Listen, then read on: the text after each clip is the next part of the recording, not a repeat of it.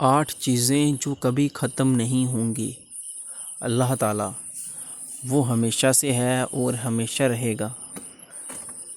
عرش الہی، اللہ کا عرش ہمیشہ قائم رہے گا۔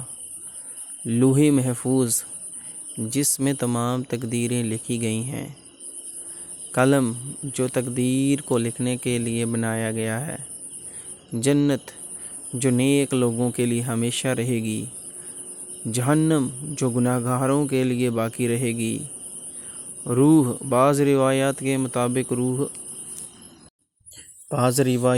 مطابق روح فنا نہیں ہوتی بلکہ کسی نہ کسی حالت میں موجود رہتی ہے۔ حور عین جنت کی نعمتوں میں شامل حوریں بھی ہمیشہ رہیں گی۔ السلام علیکم بیوٹیفل دوستو، تو کیسے ہیں آپ سب؟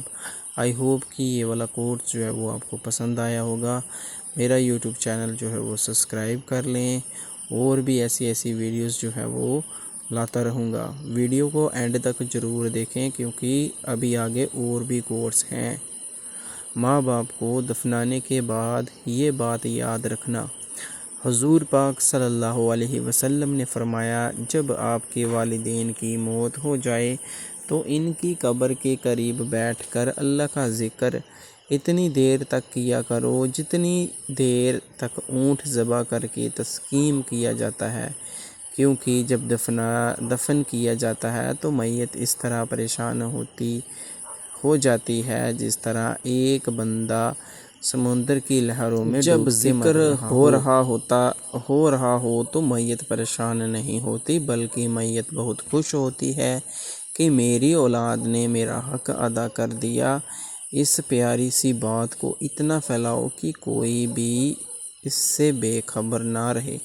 میرے دوستو، جو بھی ویڈیوز میں بناتا ہوں آئی ہوپ آپ شیئر کرتے مطلب اتنا مجھے بولنا تو نہیں آتا، مگر پھر بھی میں کوشش کرتا ہوں کہ بات جو ہے وہ آپ تک صحیح پہنچے، ٹھیک ہے؟ تو ماں باپ اتنی بڑی ہستی ہیں میرے دوستو کہ زندگی میں بھی ان کی جو ہے وہ آپ فرما برداری کرو، اور آخرت میں تو ان کے حق جو ہے وہ ادا کرنے ہی ہوتے ہیں میرے دوستو۔ ماں باپ کا رتبہ، باپ کا احترام رکھو کہ جنت کے دروازے کی چابی باپ کی عزت ہے۔ ماں کی محبت نعمت ہے، باپ کی محبت قسمت ہے۔ باپ کی ایک دعا زندگی بنا دیتی ہے۔ باپ کا سایہ خدا کی رحمت ہے۔ باپ کے بغیر زندگی سنسان ویران بن جاتی ہے۔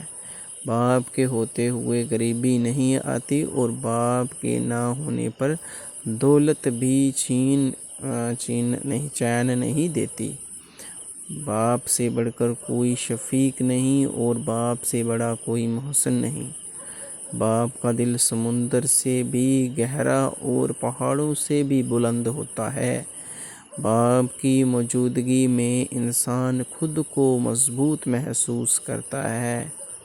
باپ کا مقام اللہ کے بعد سب سے بڑا ہے۔ میرے دوستو، ہر وقت اپنے والدین کی حکم کا تعمیر کریں۔